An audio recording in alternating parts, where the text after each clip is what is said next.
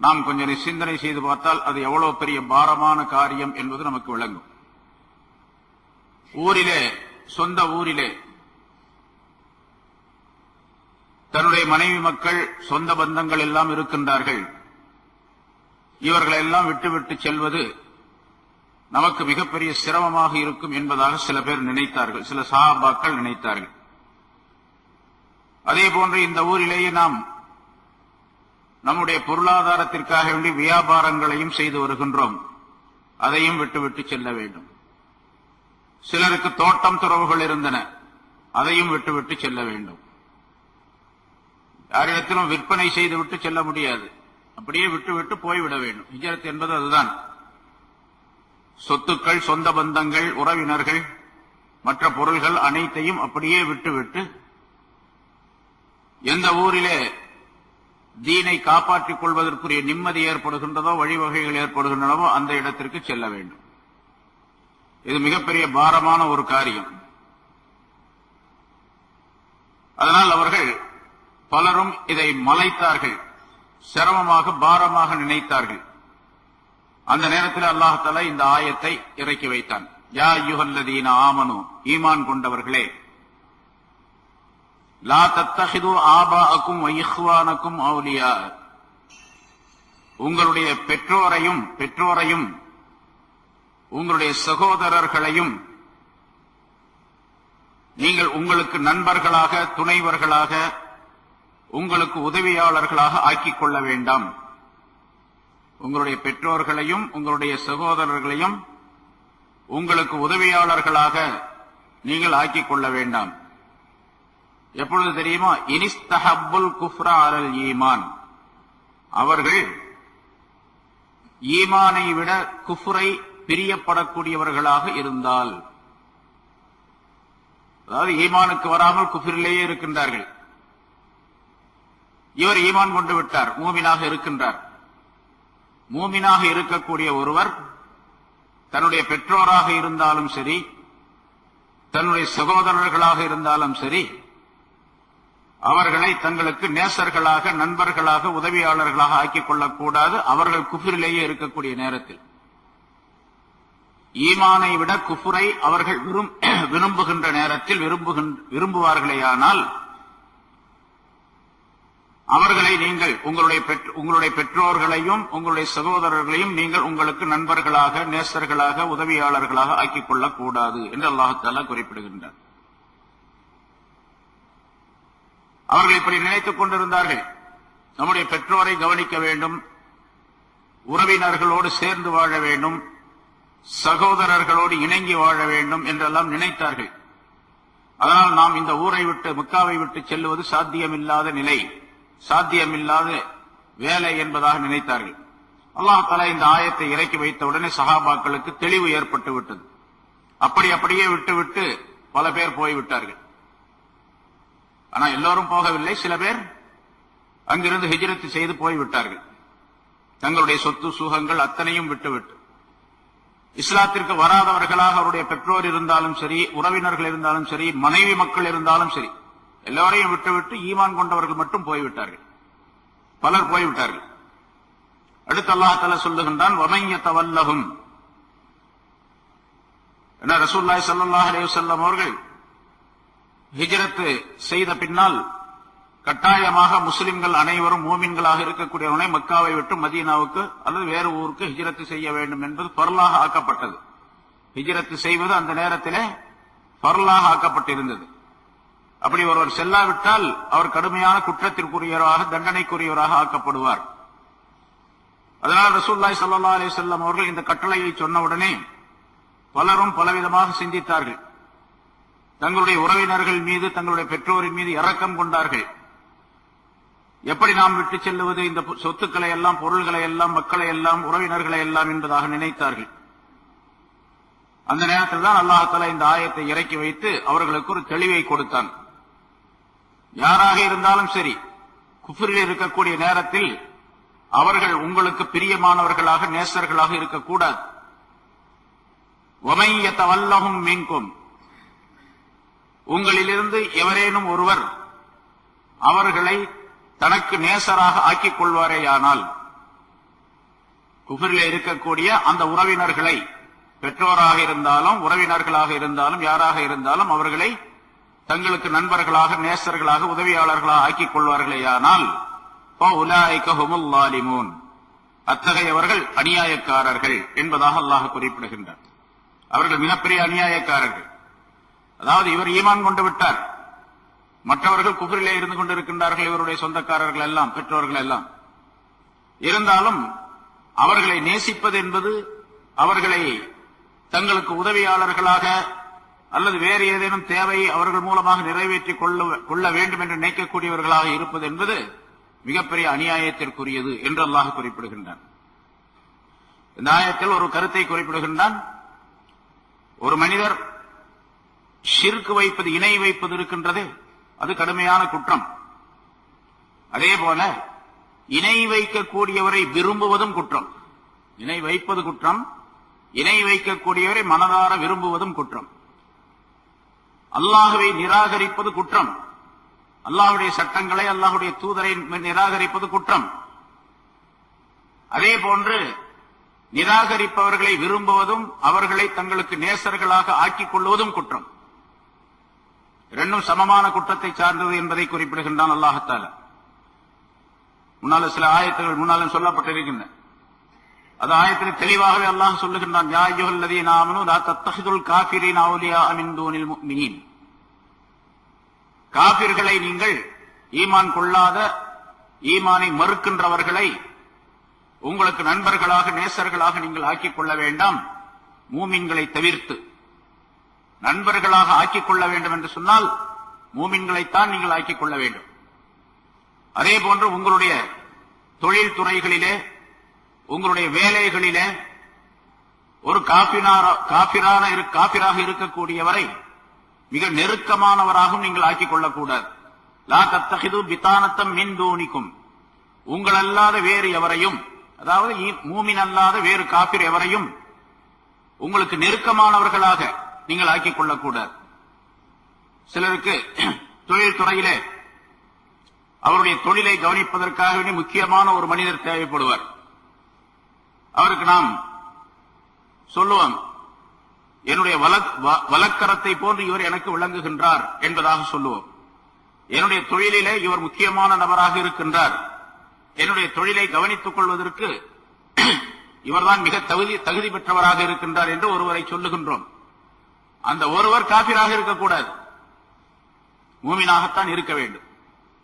மூமின்கள் மூமின் அல்லாஹ்வின் மீது நம்பிக்கை வைப்பது என்பது கூடாது. ஏனென்றால் அந்த நம்பிக்கை சில நேரங்களில் இருக்கும், பிறகு அது போய்விடும். நிரந்தரமாக அவர்களிடத்திலிருந்து அந்த நம்பிக்கையை எதிர்பார்க்க முடியாது.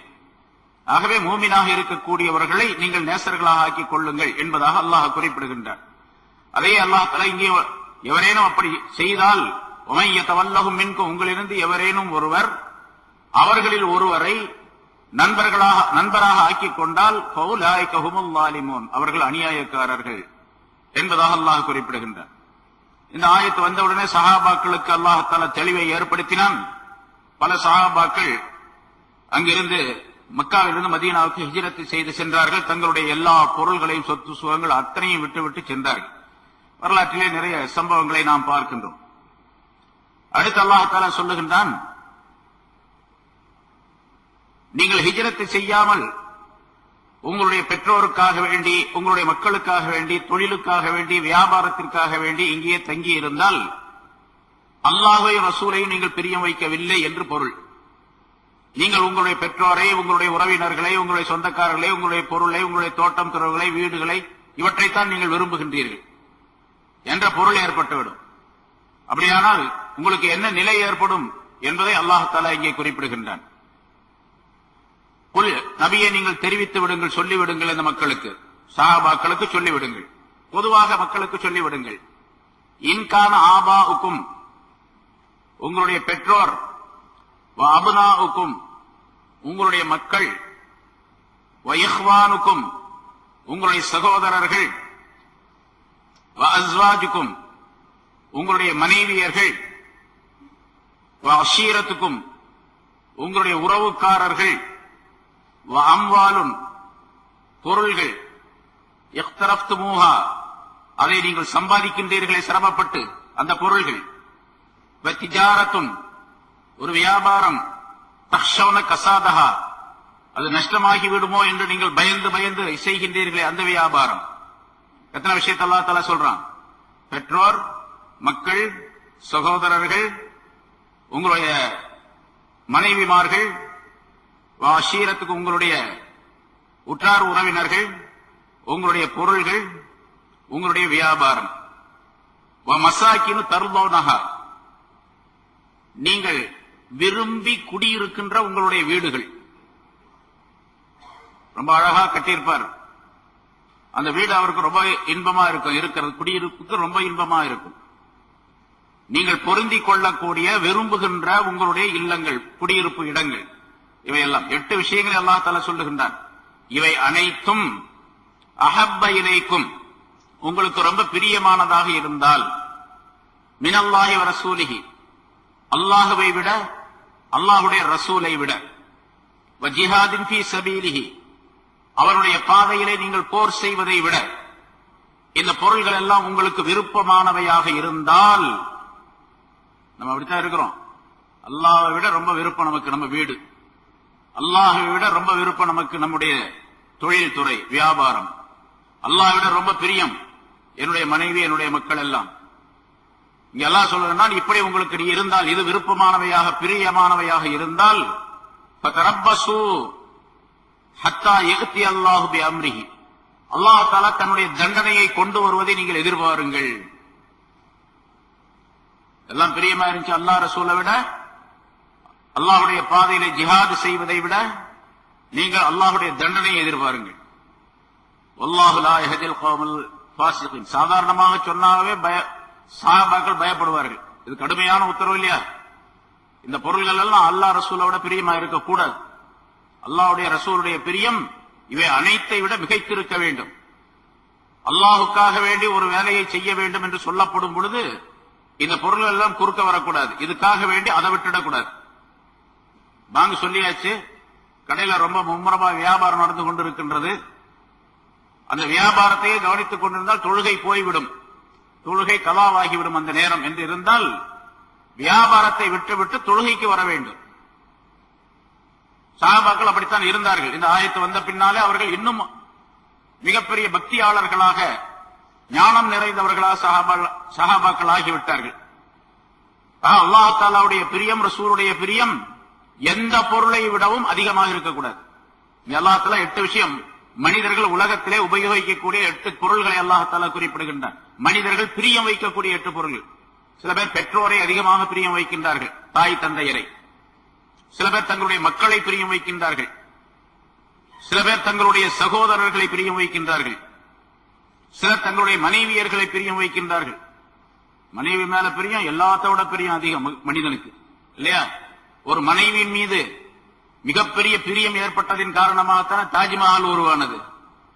மனைவியின் மீது உள்ள மஹப்பத்தின் காரணமாக தாஜ்மஹால் உருவானது.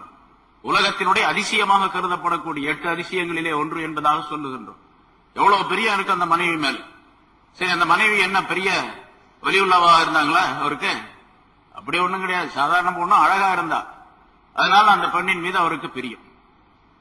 அந்த பிரியத்தின் காரணமாக அவர் மற்றதையெல்லாம் விட்டு விட்டார் அப்படின்னு சொல்ல முடியாது. இருந்தாலும் அந்த பிரியம் அவருக்கு மிக அதிகமாக இருந்தது. மனைவியர்களை பிரியம் வைப்பது, அதே போன்று தங்களுடைய உறவினர்கள், உற்றார் உறவினர்கள், சொந்தக்காரர்களை பிரியம் வைப்பது, தங்களுடைய பொருள்களை பிரியம் வைப்பது, இதெல்லாம் நிறைய இருக்குது. எதை வேணாலும் கொடுக்கறங்க, என் காசை மட்டும் கொடுக்க மாட்டேன். எதை வேணா இழக்க தயார், ஆனா பொருளை மட்டும் இழக்க தயார் இல்லை என்று சொல்லக்கூடியது.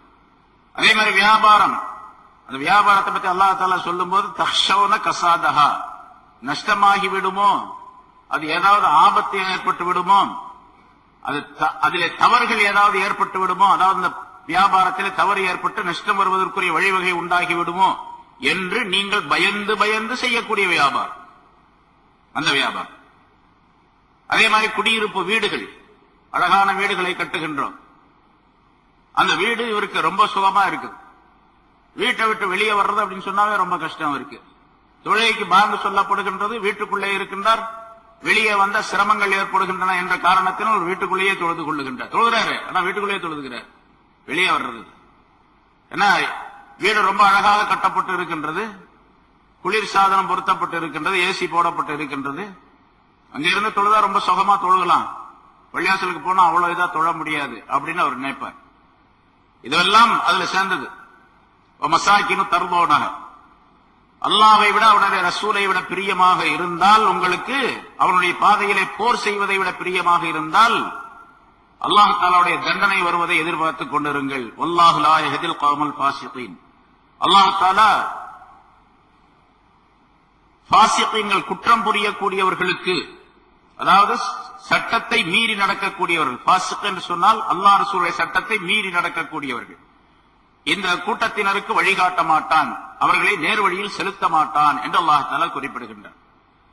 இந்த ஆயத்தின் மூலமாக உலகத்தில் உள்ள எல்லா பொருள்களை விட, அது யாராக இருந்தாலும், மனிதர்களாக இருந்தாலும் சரி, பொருள்களாக இருந்தாலும் சரி, வியாபாரமோ வேறு எந்த விதமான சொத்து சுகங்களோ எதுவாக இருந்தாலும் அதெல்லாம் மனிதனுக்கு பிரியமாக இருக்கக்கூடாது. அல்லாஹ் ரசூலுடைய சட்டங்களை நிறைவேற்றுகின்ற நேரத்தில் இது குறுக்கே வந்து இந்த பிரியம் அவனை கெடுத்து விடக்கூடாது. மனிதன் சஹாபாக்களை பற்றி அல்லாஹ் சொல்லுகின்றான், ரிஜாலுன் லா துல்ஹீஹிம் திஜாரத்துன் வலா பைஉன் அன் ஸிக்ரில்லாஹி வ இகாமிஸ் ஸலாத்தி வ ஈதாஇஸ் ஸகாத். சில மனிதர்கள் இருக்கின்றார்கள், சஹாபாக்களை அல்லாஹ் சொல்லுகின்றார், சஹாபாக்களை பற்றி சில மனிதர்கள் இருக்கின்றார்கள், அவர்களை வியாபாரம் திசை திருப்பி விடாது.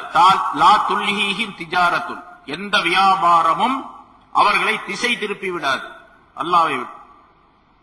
வலா பைஉன், எந்த கொடுக்கல் வாங்கல்களும் அவர்களை திசை திருப்பி விடாது. வலா அன் ஸிக்ரில்லாஹ், அல்லாஹ்வுடைய ஸிக்ரை விட்டும் அவர்களை மாற்றி விடாது, திசை திருப்பி விடாது. வ இகாமிஸ் ஸலாத், தொழுகையை நிறைவேற்றுவதை விட்டும் அவர்களை திசை திருப்பி விடாது, மாற்றி விடாது. ஜகாத்து கொடுப்பதை விட்டும் அவர்களை மாற்றி விடாது என்று அல்லாஹ் தஆலா அந்த ஆயத்திலே சஹாபாக்களை பற்றி பல விளக்கங்களை சொல்லுகின்றான். ஒரு ஆயத்திலே, இரண்டு ஆயத்துகளிலே அந்த இடத்துல சஹாபாக்கள் பாங்கு சொல்லப்பட்டால் உடனடியாக மஸ்ஜிதுக்கு செல்லுவார்கள். அது வியாபாரம், எப்படிப்பட்ட வியாபாரம் எவ்வளவு மும்முரமாக நடந்து கொண்டிருந்தாலும் சரி, எவ்வளவு பிரியமானவர்களாக இருந்தாலும் சரி, மனிதர்களிலே யார் எவ்வளவு பிரியமானவர்களாக இருந்தாலும் சரி, அல்லாஹ் சொல்லுகின்றான், ரசூல் சொல்லுகின்றார்கள் என்று சொன்னால் உடனடியாக இந்த பிரியத்தை ஒதுக்கி வைத்துவிட்டு அல்லாஹ் என்ன சொல்லுகின்றான், ரசூல் என்ன சொல்லுகின்றார்களோ அதன்படி செயலாற்றுவதற்கு துணிந்து விடுவார்கள். எத்தனையோ வரலாறுகள் ஏராளமாக நாம் படிக்கின்றோம், பார்க்கின்றோம், கேட்கின்றோம். இதுவெல்லாம் இந்த ஆயத்தின் காரணமாக சஹாபாக்களுக்கு ஏற்பட்ட சிறப்பு தன்மைகள். ரசூலுல்லாஹி ஸல்லல்லாஹு அலைஹி வஸல்லம் அவர்கள் அல்லாஹ்வையும் ரசூலையும் பிரியம் வைக்க வேண்டும் என்பது பற்றி நிறைய சொல்லுகின்றார்கள். முன்னால் உள்ள ஆயத்துகளில் பல விளக்கங்கள், பல சம்பவங்கள் சொல்லப்பட்டு இருக்கின்றன. ஹஜ்ரத் அபூ உபைதா இப்னுல் ஜர்ராஹ், அபூ உபைதா ரலியல்லாஹு தஆலா அன்ஹு என்ற சஹாபி, அவர்களுடைய வரலாறு நிறைய பல இடங்களிலே பல நேரங்களிலே சொல்லப்பட்டிருக்கின்றன. அவருடைய தந்தை ஜர்ராஹ் அல் ஜர்ராஹ் என்பவர். பத்ர் போரின் போது அபூ உபைதா இஸ்லாத்தை ஏற்றுக்கொண்டு விட்டார். அதுக்கு முன்னதாகவே அவர் பத்ர் போர்க்களத்திலே முஸ்லிம்களின் பக்கம் இருக்கின்றார். அவருடைய தந்தை ஜர்ராஹ் என்பவர் காபிர்களின் பக்கம் இருக்கின்றார். அந்த போர்க்களத்திலேயே பல நேரங்களிலே தந்தை மகனை சந்தித்து, எதிர்த்தரப்பில் இருக்கக்கூடிய காபிர்களின் பக்கம் இருக்கக்கூடிய தந்தை முஸ்லிம்களின் பக்கம் இருக்கக்கூடிய தன்னுடைய மகன் அபூ உபைதாவை பார்த்து சொல்லுகின்றார், நம்முடைய தெய்வம் தான்ப்பா உண்மையான தெய்வம், நீ இதை விட்டுப்பட்டு அங்க போயிட்டியே, நம்முடைய தெய்வங்களுடைய சிறப்புகள் இப்படி இப்படி என்று சொல்லி தங்களுடைய அந்த சிலை தெய்வங்களை பற்றி உள்ள வர்ணனைகளை சொல்லி காட்டிக் கொண்டே இருந்தார். இவர் அதற்கு எதிர்ப்பு தெரிவித்துக் கொண்டே இருந்தார். மகன் அபூ உபைதா இந்த மாதிரி சொல்லக்கூடாது, அல்லாஹ் ஒருவன் தான் என்று சொல்லி தந்தைக்கு மறுப்பு சொல்லிக் கொண்டே இருந்தார். அவர் தகப்பனார் ரொம்ப அதிகமாக சொல்ல ஆரம்பிச்சார். போர்க்களத்திலே எதிரில் சந்திக்கக்கூடிய நேரத்திலே பேச்சுகள் நடக்கின்றன. அவர் தன்னுடைய தெய்வங்களை பற்றி சொல்லிக் கொண்டிருக்கின்றார். இவர் அதை மறுத்தார். கடைசியாக அவர் அதிகமாக சொல்லி, நீ கண்டிப்பாக இந்த மார்க்கத்தை விட்டுவிட வேண்டும் என்பதாக சொல்லி வலியுறுத்தி ரொம்ப அதிகமாக சொன்ன நேரத்தில் கையில் இருந்த வாளாக தன்னுடைய தகப்பனாரை வெட்டி வீழ்த்தி விட்டார். தன்னுடைய தந்தையை பத்ர் போர்க்களத்தில் அபூ உபைதா அல் ஜர்ராஹ் என்பவரை வெட்டி வீழ்த்தினார். இதுதான் அல்லாஹ்வுடைய ரசூலுடைய பிரியம் மிகைத்திருப்பது என்பதற்கு அடையாளம். அல்லாஹ்வுடைய ரசூலுடைய பிரியம் இருக்கின்றது என்று சொன்னால் எப்படி நடந்து கொள்ள வேண்டும் என்பதற்கு உதாரணம். அதாவது அஸ்மா ரலியல்லாஹு தஆலா அன்ஹா அவர்கள் சொல்லுகின்றார்கள், யா ரசூலல்லாஹ், ரசூலுல்லாஹி ஸல்லல்லாஹு அலைஹி வஸல்லம் அவர்களிடத்தில் அவர் கேட்கின்றார், யா ரசூலல்லாஹ், என்னுடைய தாய் இன்னும் இஸ்லாத்தை ஏற்றுக்கொள்ளவில்லை. இஸ்லாத்தை ஏற்றுக்கொள்ளாத காபிரான என்னுடைய தாய் என்னிடத்தில் வருகின்றார். என்னை பார்ப்பதற்காக வேண்டி பிரியப்பட்டு வருகின்றார். ஆனால் அவர் முஷ்ரிக்காக இருக்கின்றார். நான் அந்த தாயுடன் பாசமாக பழகலாமா? தாய் என்ற அந்தஸ்தை அந்த பெண்ணுக்கு, அந்த என்னுடைய தாய்க்கு கொடுத்து அவருக்கு மரியாதை செய்யலாமா என்பதாக கேட்டார். இந்த கேள்விதான் இங்க முக்கியம். அடுத்த ரசூலுல்லாஹி ஸல்லல்லாஹு அலைஹி வஸல்லம் சொல்லுகின்றார்கள், ஆம், நீ உன்னுடைய தாயை மதித்து அவரை சேர்ந்திருக்க வேண்டும், அவருக்கு மரியாதை செய்ய வேண்டும் என்பதாக சொன்னார்கள் ரசூலுல்லாஹி ஸல்லல்லாஹு அலைஹி வஸல்லம். இங்க அந்த கேள்வி அஸ்மா ரலியல்லாஹு தஆலா அன்ஹா அவர்களுக்கு ஏற்பட்டதே ஈமானின் காரணமாக. தாய்க்கு மரியாதை செய்ய வேண்டும், தாயுடன் பேச வேண்டும், தாயின் மீது அன்பு வைக்க வேண்டும் என்றெல்லாம் சொல்லப்பட்டிருக்கின்றது. ஆனால் முஷ்ரிக்காக இருக்கும்போது செய்யலாமா இத என்ற எண்ணம் வந்ததே அஸ்மா ரலியல்லாஹு தஆலா அன்ஹா அவர்களுடைய ஈமானுடைய உயர்வை சுட்டிக்காட்டுகின்றது என்பதாக குறிப்பிடப்படுகின்றது. இதுபோன்ற பல சம்பவங்கள். அபூ சுஃபியான் இஸ்லாத்தை ஏற்றுக்கொள்ளாத பொழுது மதீனாவுக்கு ஒரு தடவை வந்தார். அதுவும் போர் சம்பந்தமாக, குறைஷிகள் சம்பந்தமாக பேசுவதற்காக வேண்டி வந்தார். அபூ சுஃபியானுடைய மகள் தான் ரசூலுல்லாஹி ஸல்லல்லாஹு அலைஹி வஸல்லம் மனைவி உம்மு ஹபீபா. அவர்கள் மகளை பார்ப்பதற்காக வேண்டி வீட்டுக்கு போனார். வீட்டுக்கு போன நேரத்தில் அவனை வரவேற்கவும் இல்லை. உம்மு ஹபீபா அபூ சுஃபியானுடைய மகள் ரசூலுல்லாஹி ஸல்லல்லாஹு அலைஹி வஸல்லம் மனைவி தந்தையை வரவேற்கவில்லை. வரவேற்கவில்லை என்பது மட்டுமல்ல, அங்கே ஒரு பாய் கிடந்தது அல்லது ஒரு போர்வை கிடந்தது, அதிலே போய் உட்காருவதற்காக வேண்டி அவர் போனார். வரவேற்கவும் இல்லை, உட்கார சொல்லவும் இல்லை. மக தகப்பனார் என்ன பண்ணாரு, அந்த பாயில போய் உட்கார்றதுக்கு போனார். உடனே உம்மு ஹபீபா அந்த பாயை எடுத்து சுருட்டி ஓரத்துல வச்சுட்டாங்க. நீ நஜீஸான ஆளு உட்காரக்கூடாது அப்படின்ட்டாங்க. யாரை பார்த்து சொல்றாங்க? தந்தையை பார்த்து சொல்லுகின்றாங்க. நான் அப்படி செய்யக்கூடாது. இங்க ரசூலுல்லாஹி ஸல்லல்லாஹு அலைஹி வஸல்லம் அவர்கள் அஸ்மா ரலியல்லாஹு தஆலா அவர்களுக்கு சொன்னது, அவர்கள் காபிராக முஷ்ரிக்காக இருந்தாலும் கூட அவர்களுக்கு மரியாதை செய்ய வேண்டும், அவர்களுக்கு உபகாரம் செய்ய வேண்டும் என்றெல்லாம் சொல்லப்பட்டிருக்கின்றது. ஆனா அவர்களுடைய விளக்க ரசூலுல்லாஹி ஸல்லல்லாஹு அலைஹி வஸல்லம் அந்த நேரத்தில் இந்த சொன்ன செய்தி அவர்களுக்கு தெரியாமல் இருந்திருக்கலாம். அதனால அவங்க மகள் தந்தையும் கூட என்று கூட பார்க்காமல் உட்கார்வதற்கு பாய் கூட தரவில்லை என்று சொன்னால் அவருடைய ஈமானுடைய உயர்வை சுட்டி காட்டுகின்றது அது என்பதாக குறிப்பிடப்படுகின்றது. அல்லாஹ் ரசூலின் மீது எவ்வளவு பிரியம் இருக்க வேண்டும்? நிறைய விஷயங்கள் பல தடவை சொல்லப்பட்டிருக்கின்றன. அல்லாஹ் ரசூல் மீது எவ்வளவு பிரியம் இருக்க வேண்டும்? எல்லா பொருள்களை விட என்று சொன்னால் தன்னுடைய உயிரை விட, என்னுடைய உயிரை விட அதிகமாக ரசூலுல்லாஹி ஸல்லல்லாஹு அலைஹி வஸல்லம் அவர்களை நேசிக்க வேண்டும், அல்லாஹ்வை நேசிக்க வேண்டும். ஹஜ்ரத் உமர் ரலியல்லாஹு தஆலா அன்ஹு அவர்கள் ஒரு தடவை சஹாபாக்களோடு ரசூலுல்லாஹி ஸல்லல்லாஹு அலைஹி வஸல்லம் அவர்களோடு நின்று கொண்டிருந்தார்கள். எந்த நிலையில் ரசூலுல்லாஹி ஸல்லல்லாஹு அலைஹி வஸல்லம் உமர் ரலியல்லாஹு தஆலா அவருடைய கையை பிடித்துக் கொண்டு நிற்கின்றார்கள். அந்த மஜ்லிஸ்ல உமருடைய கையை ஸல்லல்லாஹு அலைஹி வஸல்லம் பிடிச்சிட்டு நிக்கிறாங்க. அப்ப ஹஜ்ரத் உமர் ரலியல்லாஹு தஆலா அவர்கள் சொன்னார்கள், யா ரசூலல்லாஹ், நான் தங்களை ரொம்ப பிரியப்படுகின்றேன், ரொம்ப விரும்புகின்றேன், ரொம்ப மஹப்பத் வைக்கின்றேன். எல்லா பொருள்களை விட, உலகத்தில் உள்ள எல்லா பொருள்களை விட அதிகமாக உங்களை நான் நேசிக்கின்றேன். ஆனால் என்னுடைய உயிரை தவிர என்று சொன்னார். என்னுடைய உயிர் எனக்கு ரொம்ப பெருசு அப்படின்னு சொன்னார்.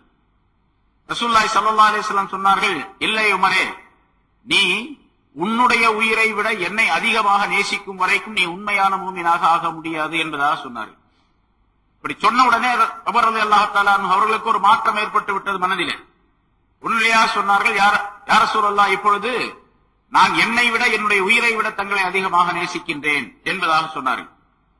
ரசூலுல்லாஹி ஸல்லல்லாஹு அலைஹி வஸல்லம் சொன்னார்கள், அல்லாஹ் யா உமர், இப்பொழுதுதான் உமரே என்பதாக, இப்பொழுதுதான் நீர் உண்மையான மூமினாக ஆகிவிட்டீர் என்பதாக சொன்னார்கள். நிரப்பமான மூமினாக ஆக வேண்டும் என்று சொன்னால் எல்லா பொருளை விட என்று சொல்லும் பொழுது ஒரு மனிதன் எல்லாவற்றையும் இழந்து விடுவான், தன்னுடைய உயிரை இழப்பதற்கு சம்மதிக்க மாட்டான். ஆனால் அல்லாஹ் ரசூலுடைய விஷயத்திலே தன்னுடைய உயிரை விட அதிகமாக அல்லாஹ்வின் ரசூலையும் நேசிக்க வேண்டும் என்பதாக குறிப்பிடப்படுகின்றது. பொதுவாக மனிதன் ரொம்ப பசியாக இருக்கக்கூடிய நேரத்தில் ஒரு இனிமையான உணவு அவனுக்கு கிடைக்கின்றது என்று வைத்துக் கொள்வோம். ரொம்ப சுவையான ஒரு உணவு இருக்கின்றது, அவன் முன்னால் கொண்டு வரப்படுகின்றது. ஆனால் ரொம்ப கடுமையான பசி உடையவனாக அவன் இருக்கின்றான். கடுமையான பசி நேரத்தில் அந்த இனிமையான சுவையான உணவை எப்படி விரும்புவானோ அதுபோன்று அல்லாஹ்வுடைய ரசூலை விரும்ப வேண்டும். எல்லா அந்த நேரம் பாருங்க, பசி, கடுமையான பசி, நல்ல சுவையான உணவு, எதுவுமே அந்த நேரத்தில் அவனுக்கு தேவையில்லை, இந்த உணவு தான் தேவை என்ற நிலை இருக்கு. அதுபோன்ற கடுமையான தாகம் ஒருவனுக்கு, குளிர்ந்த நீர் பக்கத்தில் இருக்குது, தாகத்தின் காரணமாக அவன் இறந்து விடுவான் என்ற நிலை இருக்கின்றது. இந்த நேரத்தில் அந்த மனிதனுக்கு உலகத்தில் உள்ள எல்லா பொருளை விட, தன்னுடைய மனைவி, தன்னுடைய மக்கள், தன்னுடைய உயிர், எல்லாவற்றை விட அந்த தண்ணி அவனுக்கு பிரியமானதாக இருக்கும். இது போன்ற அல்லாஹ்வின் மீதும் ரசூலின் மீதும் பிரியம் இருக்க வேண்டும் என்பதாக குறிப்பிடுகின்றார்கள்.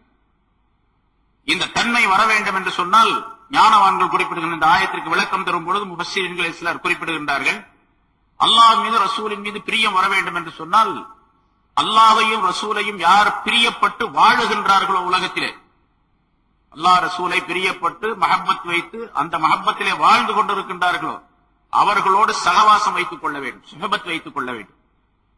அந்த சகவாசத்தின் காரணமாக இவருக்கு அந்த பிரியம் கிடைக்கக்கூடிய வாய்ப்பு ஏற்பட்டுவிடும். நான் நிறைய பல தடவை சொல்லியிருக்கிறேன். ரசூலுல்லாஹி ஸல்லல்லாஹு அலைஹி வஸல்லம் சொன்னது அல்லது ஞானவான்கள் சொன்னதாக குறிப்பிடப்படும். குன் மஅல்லாஹ், நீ அல்லாஹ்வுடன் இரு. அல்லாஹ்வுடன் இரு என்று சொன்னால் அல்லாஹ் சொன்னதை எல்லாம் கேளு அப்படின்னு அர்த்தம். அல்லாஹ்வுடன் இரு, அல்லாஹ்வுடன் சேர்ந்து அல்லாஹ்வுக்கு நெருக்கமாக இரு. அதாவது அமல்களின் மூலமாக, நல்ல அமல்களை செய்வதின் மூலமாக, நல்ல குணங்களை மேற்கொள்வதின் மூலமாக, நல்ல விஷயங்களை தன்னுடைய வாழ்க்கையிலே கடைபிடிப்பதன் மூலமாக அல்லாஹ்வுடன் நீ நெருக்கமானவனாக இரு. அல்லாஹ்வுடன் நெருக்கமாக இருப்பதற்கு அமல்கள் தேவை, அக்லாக் தேவை, நல்ல விஷயங்கள் அனைத்தும் தேவை. இவை அனைத்தையும் ஒரு மனிதன் செய்தால் எப்படி வாழ வேண்டும் என்று ரசூலுல்லாஹி ஸல்லல்லாஹு அலைஹி வஸல்லம் சொன்னார்களோ அது, எப்படி வாழக்கூடாது என்று தடை செய்தார்களோ அது, இவற்றை எல்லாம் நிரப்பமாக செய்ய வேண்டும். அப்ப அல்லாஹ்வுக்கு நெருக்கமாக இருக்கக்கூடிய நிலை உண்டாகிவிடும். அதை சொல்லுகின்றார்கள், குன் மஅல்லாஹ், நீ அல்லாஹ்வுடன் இரு. வ இல்லம் தகுன் மஅல்லாஹ், நீ அல்லாஹ்வுடன் இருக்க முடியாவிட்டால், அந்த மாதிரி அல்லாஹ்வுக்கு நெருக்கமாக இருக்கிறதுக்கு உன்னால முடியாது என்று சொன்னால் நீ என்ன செய்ய வேண்டும்? ஃபகுன் மஅமன் கான மஅல்லாஹ், அல்லாஹ்வுடன் யார் இருக்கின்றாரோ அவரோடு நீ சேர்ந்து. ஃபஇன்னஹு யூசிலுக இலல்லாஹ், அவர் உன்னை அல்லாஹ்வுடன் சேர்த்து வைத்து விடுவார். இப்ப இந்த தன்மை வந்தால்தான் அல்லாஹ்வையும் ரசூலையும் எப்படி பிரியம் வைப்பது, எப்படி மஹப்பத்து கொள்வது என்ற நிலை தெரியும். நம்ம எல்லாம் எப்படி இருக்கணும்னு கேட்டா, பேருக்கு சொல்லிக்கிறோம் அல்லாஹ் மீது ரசூல் மீது எனக்கு பிரியம் இருக்கின்றது என்பதாக பேருக்கு வெளித்தோட்டத்திலே சொல்லிக் கொள்ளுகின்றோம். உண்மையிலேயே மஹப்பத் என்பது நம்ம இடத்துல கிடையாது. மஹப்பத் இருந்தால் அல்லாஹ் சொல்லுகின்றான், ரசூல் சொல்லுகின்றார்கள் என்று ஒரு விஷயத்தை சொல்லும் பொழுது, கேள்விப்படும் பொழுது உடனடியாக அந்த விஷயங்கள் அனைத்தையும், உலக சம்பந்தப்பட்ட அத்தனை விஷயங்களையும் விட்டுவிட்டு எது சொல்லப்படுகின்றோ அதன் பக்கம் வர வேண்டும், செயல்பட வேண்டும். அதை ஆராய்ச்சி எல்லாம் செய்து கொண்டிருக்க கூடாது. இது சரியா சரியில்லையா, அவர் சொல்றது இந்த ஹதீஸ் சரியா, இந்த ஆயத்து சரியா, அல்லது இதுக்கு வேறு விளக்கமா, இந்த விளக்கம் தானா அப்படின்னு சொல்லிட்டு இவர் ஆராய்ச்சி செய்ய செய்ய என்ன கேட்டா, இவருடைய எல்லா விதமான நல்ல தன்மைகளும் போய்விடக்கூடிய சூழ்நிலை ஏற்பட்டுவிடும். இந்த உலகத்துல பெரும்பாலான மனிதர்கள் அப்படித்தான் ஆக்கப்பட்டு விட்டது. நாம் பார்க்கிறோம். சாதாரணமாக ஒரு விஷயத்தை சொன்னா, இந்த சொன்னது சரியா, அது எந்த ஹதீஸ்ல இருக்குது, இதுக்கு ஆதாரம் என்ன, ஆதாரம் தேடுவதிலேயே நேரம் போய்விடுகின்றது. இவர் அமல் செய்ய முடியாது. அமல் செய்ய முடியாவிட்டால் அல்லாஹ்வுடைய ரசூலுடைய பிரியம் என்பது இவருக்கு இருக்காது. அதனால அல்லாஹ்வுடைய பிரியம் இந்த அளவுக்கு இருக்க வேண்டும். சஹாபாக்கள் எப்படி வாழ்ந்தார்களோ அந்த தன்மை உடையவர்களாக ஆக வேண்டும் என்று முயற்சிக்க வேண்டும். ஆனா சஹாபாக்களை போன்று நம்ம ஆக முடியாது இல்லையா? சஹாபாக்களை போன்று யார் எவ்வளவு பெரிய விலாயத்துடையவர்களாக இருந்தாலும், எவ்வளவு பெரிய வலியாக இருந்தாலும் ஆக முடியாது. அதே போல அல்லாஹ் மீது ரசூல் மீது அவர்கள் எப்படி பிரியம் வைத்தார்களோ அந்த பிரியத்தையும் நாம் கொள்ள முடியாது, மேற்கொள்ள முடியாது. இருந்தாலும் சஹாபாக்களுடைய வாழ்க்கையை நாம் முன்மாதிரியாக நாம் ஆக்கிக் கொள்ள வேண்டும். அல்லாஹ் மீது ரசூல் மீது பிரியம் வைத்தவர்களுடைய வாழ்க்கை முன்மாதிரியாக ஆக்கிக் கொண்டு செயல்பட வேண்டும் என்பதையெல்லாம் இந்த ஆயத்தின் மூலமாக அல்லாஹ் தஆலா தெரியப்படுத்துகின்றார். பல ஹதீசுகள் அல்லாஹ்வுக்காக வேண்டி, ரசூலுக்காக வேண்டி வாழ வேண்டும் என்பது, இந்த பொருள்கள் எல்லாம் பெரிதாக நம் முன்னால் வரக்கூடாது என்பதற்கு பல ஹதீசுகளை ரசூலுல்லாஹி ஸல்லல்லாஹு அலைஹி வஸல்லம் அவர்கள் சொல்லுகின்றார்கள். ஒரு ஹதீஸ், மன் அஹப்ப லில்லாஹ் வ அபகத லில்லாஹ் வ அத்தா லில்லாஹ் வ மனஅ லில்லாஹ் ஃபகத் இஸ்தக்மல் ஈமான். ஈமான் நிரப்பமாக இருப்பதற்கு 4 விஷயங்களை ரசூலுல்லாஹி ஸல்லல்லாஹு அலைஹி வஸல்லம் சொல்லித் தருகின்றார்கள். ஒருவர் அல்லாஹ்வுக்காக வேண்டிய மற்றவரை பிரியம் வைக்கக்கூடியவராக இருந்தால், ஒருவர் இன்னொருவரை நேசிக்கின்றார், நான் ஒருவரை நேசிக்கின்றேன், பிரியப்படுகின்றேன் என்று சொன்னால் அல்லாஹ்வுக்காக வேண்டி இருக்க வேண்டும். அதாவது அல்லாஹ் ரசூலுடைய கட்டளையை, சொற்களை நானும் அவரும் சேர்ந்து முழுமையாக நிறைவேற்றுவதற்குரிய நட்பாக அது அமைந்து விட வேண்டும். என் மூலமாக அவர், அவர் மூலமாக நான், பலன் தரக்கூடிய சூழ்நிலை ஏற்பட வேண்டும். அதுக்கு பேர் தான் அல்லாஹ்வுக்காக வேண்டி பிரியப்படுவது, அல்லாஹ்வுக்காக வேண்டி மஹப்பத் வைப்பது, நட்பு கொள்வது என்பதாக பொருளாகும். அதே மாதிரி அபோலெல்லாம் அல்லாஹ்வுக்காக வேண்டி அவர் மற்றவரை வெறுக்கின்றார். ஒரு மனிதரை வெறுப்பதும் அல்லாஹ்வுக்காக வேண்டியே இருக்க வேண்டும். உலகத்தினுடைய எந்த நோக்கத்திற்காக வேண்டி, அவர் எனக்கு காசு கொடுக்கல, அவர் நான் சொன்னதை கேட்கல, என்ன மதிக்கல. பெரும்பாலும் ஒருவர் இன்னொருவரை வெறுப்பது எதற்காக வேண்டி வெறுக்கின்றார்கள்? என்ன அவர் மதிக்கவே மாட்டேங்கிறாருங்க அப்படின்னு சொல்லுவோம். அல்லது எனக்கு மரியாதை தர மாட்டேங்கிறார், என்னுடைய பொருளை அபகரித்துக் கொண்டார், எனக்கு தொந்தரவு செய்கின்றார், இடையூறு செய்கின்றார், எனக்கு ஏதாவது தீங்குகள் செய்கின்றார், என்னுடைய வியாபாரத்தில் என்னென்ன கெடுதல்கள் செய்து விட்டார், என்னுடைய வீட்டுக்கு, என்னுடைய மனைவி மக்களுக்கு என்னென்ன தீங்குகள் செய்து விட்டார் அப்படிங்கிறதுக்காக வேண்டி அவரை வெறுக்கிறோம். அல்லாஹ்வுக்காக வேண்டி வெறுப்பது என்பது கிடையாது பெரும்பாலும் நம்மிடத்தில். அதே மாதிரி அல்லாஹ்வுக்காக வேண்டி பிரியம் வைப்பது என்பதும் இல்லை. சொல்லுகின்றார்கள், மன் அஹப்பலில்லாஹ் வ அபகதலில்லாஹ், அல்லாஹ்வுக்காக வேண்டி எவர் ஒருவர் பிரியம் வைக்கின்றாரோ இன்னொருவரை, அதே போன்று அல்லாஹ்வுக்காக வேண்டி அவரை வெறுக்கின்றாரோ, அதே மாதிரி அவத்தால் இல்லா மனால் இல்லா, அல்லாஹ்வுக்காக வேண்டிய கொடுக்கின்றாரோ அல்லாஹ்வுக்காக வேண்டிய தடுக்கின்றாரோ. கொடுப்பதும் அல்லாஹ்வுக்காக வேண்டி இருக்க வேண்டும். ஒருவருக்கு ஒரு பொருள் கொடுக்கின்றார், அது தர்மமாக கொடுத்தாலும் சரி, கடனாக கொடுத்தாலும் சரி, எது கொடுத்தாலும் சரி, கொடுக்கும் பொழுது அல்லாஹ்வுக்காக வேண்டி இருக்கு. அல்லாஹ்வுக்காக வேண்டி என்று சொல்லும் பொழுது கொடுக்கப்பட்ட அந்த பொருளின் மூலமாக எந்த பிரதிபலனையும் எதிர்பார்க்க கூடாது. என்ன சொல்ல போனா சூஃபியாக்களுடைய கருத்தின்படி அல்லாஹ்விடத்திலிருந்து அல்லாஹ் கொடுப்பான், அதற்கு பிரதி அப்படிங்கறதையும் கூட எதிர்பார்க்க கூடாது. ஆனா கொடுப்பான் நிச்சயமாக. எவர் ஒருவர் ஒரு நன்மையை செய்தால் அது போன்று 10 மடங்கு உண்டு என்று அல்லாஹ் தஆலா சொல்லுகின்றான். ஒரு பொருளை தர்மம் செய்தால் 1 ரூபாய் தர்மம் செய்தால் 10 ரூபாய் உண்டு நிச்சயமா. அந்த 10 ரூபாய்க்குள்ள பலன் உலகத்திலும் கிடைக்கலாம், ஆகிரத்திலும் கிடைக்கலாம். உலகத்திலே கிடைச்சிடும். 10 ரூபாய், 1க்கு 10 அப்படின்னு சொன்னா 1 ரூபாய் தர்மம் கொடுத்தா 10 ரூபாய் கிடைக்கும் அப்படிங்கிற அர்த்தம் அல்ல. சில பேர் அப்படி நினைச்சிட்டு இருக்காங்க. அப்படி நான் கொடுத்தேன் 10 ரூபாய் கொடுத்தேன், 100 ரூபாய் வரவே இல்லை இது வரைக்கும் அப்படின்னு சொல்லுவாங்க. அப்படி 1க்கு 10 மடங்கு வர்றதுன்னு அர்த்தம் அல்ல. அதுக்கு 10 மடங்கு அதிகமா ஒரு ரூபாய்க்கு என்ன நன்மையோ அது போன்று 10 மடங்கு நன்மையை அல்லாஹ் தஆலா கொடுப்பான்னு. சில சமயங்கள்ல 1க்கு 10 கிடைச்சிடலாம், 10 ரூபாயும் கிடைக்கலாம். அது ரொம்ப கம்மியான விஷயம். ரூபாய் கிடைக்கிறது அர்த்தம் அல்ல, காசு கிடைக்கிறது அர்த்தம் அல்ல. 10 மடங்கு நன்மை கிடைக்கும். அந்த நன்மை உலகத்திலும் கிடைக்கலாம், ஆகிரத்திலும் கிடைக்கலாம். மௌத்துக்கு முன்னாலும் இருக்கலாம், மௌத்துக்கு பின்னாலும் இருக்கலாம். ஆனா கொடுக்கிறது அல்லாஹ்வுக்காக வேண்டி கொடுக்க வேண்டும்.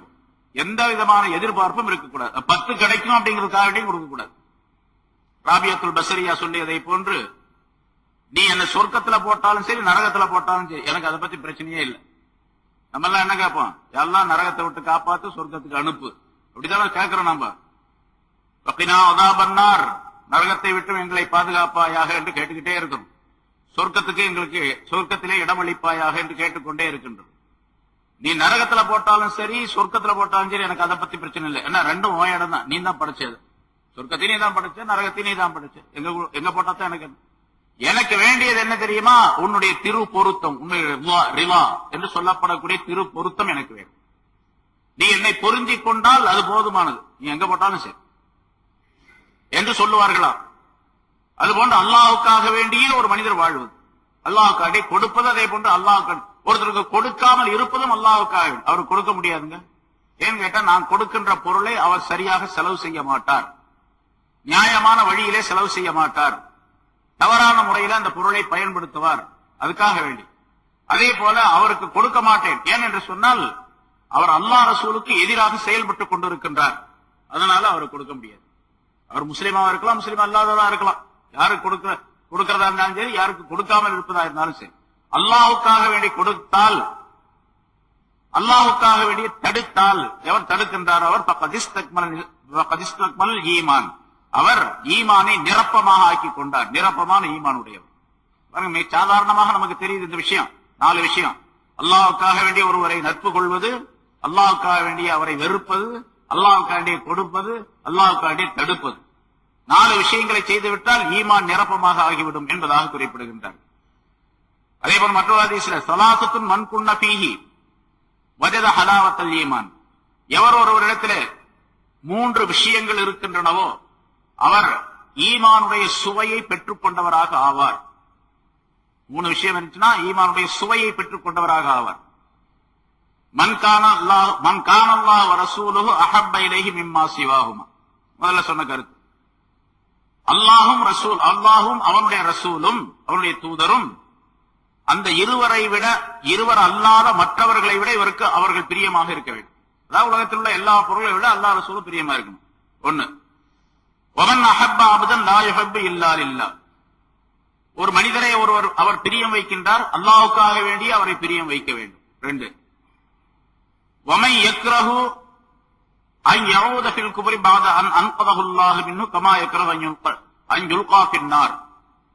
ஒரு மனிதர் ஈமானுக்கு வந்து விட்டார், ஈமானுக்கு வந்த பின்னாலே ஈமானை விட்டு திரும்ப குஃப்ருக்கு போய் விடுவது, காஃபிரான மனிதராக ஆகிவிடுவது, ஈமானை விட்டு மதம் மாறி விடுவது என்பது அவருக்கு எப்படி இருக்க வேண்டும் என்று சொன்னால், அவருடைய எண்ணத்திலே அவரை தூக்கி நெருப்பிலே போட்டால், உயிரோடு நெருப்பிலே தூக்கி போட்டால் அவர் எப்படி அதனை வெறுப்பாரோ அதுபோன்று வெறுப்பு ஏற்பட வேண்டும் என்று சொன்னால், குஃப்ர் உடையவராகவே இருந்து அப்படியே மௌத்தாகிவிட்டால் அவர் நெருப்புக்கு போய் விடுவார், நரகத்திற்கு போய் விடுவார். இப்ப ஈமான் உடையவராக இருக்கக்கூடிய நேரத்தில் அந்த நரக நெருப்பை விட்டு தப்பித்தவராக ஆக்கப்பட்டு இருக்கின்றார். திரும்ப அவர் குஃப்ருக்கு போறதா எங்க போறாருன்னு அர்த்தம், நெருப்புக்கு போய் விட போறாருன்னு அர்த்தம். நெருப்பிலே போடப்படுவதை எப்படி அவர் வெறுக்கின்றாரோ அதுபோன்று குஃப்ருக்கு போய்வதை வெறுக்க வேண்டும். இந்த மாதிரி இந்த 3 நிலைகள் இருந்தால் ஒரு மனிதன் ஈமானுடைய சுவையை சுவைத்தவராக ஆகிவிட்டார் என்பதாக குறிப்பிடுகின்றார். இந்த தன்மை முன்னால் சொல்லப்பட்டபடி இந்த தன்மை இருக்க வேண்டும் என்று சொன்னால், முதலாவதாக அல்லாஹ் ரசூலுடைய அந்த சொற்கள் செயல்கள் அனைத்தையும் மிக பிரியமாக கடைபிடிக்க வேண்டும். அதே போன்று நல்லடியார்கள் யார் இருக்கின்றார்களோ அவர்களோடு சேர்ந்திருக்கக்கூடிய தன்மை உடையவர்களாக இருக்க வேண்டும். அதன் மூலமாக கிடைக்கக்கூடிய பலன்கள் ஏராளம்.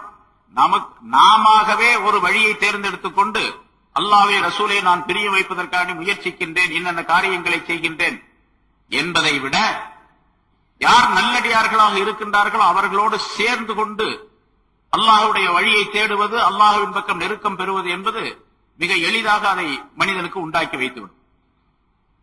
பிஷ்ருல் ஹாரிஸ் என்று ஒரு மனிதர், ஒரு பெரிய ஞானி, அவர் ரசூலுல்லாஹி ஸல்லல்லாஹு அலைஹி வஸல்லம் அவர்களை கனவிலே ஒரு தடவை கண்டார். ஸல்லல்லாஹு அலைஹி வஸல்லம் அவர்களை கனவிலே பார்த்தார்.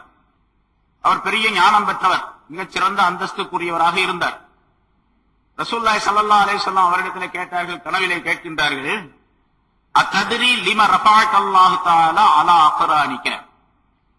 பிஷ்ரே, உம்மை போன்றவர்கள் பலர் இருக்கின்றார்கள் இந்த நகரத்திலே, உம்மை போன்று நல்ல அந்தஸ்து படைத்தவர்கள் பலர் இருக்கின்றார்கள். ஆனா எல்லாரை விட உமக்கு ஒரு பெரிய தரஜா, உயர்வான ஒரு தரஜாவை அல்லாஹ் தஆலா கொடுத்திருக்கின்றார் மக்களுக்கு மத்தியில்.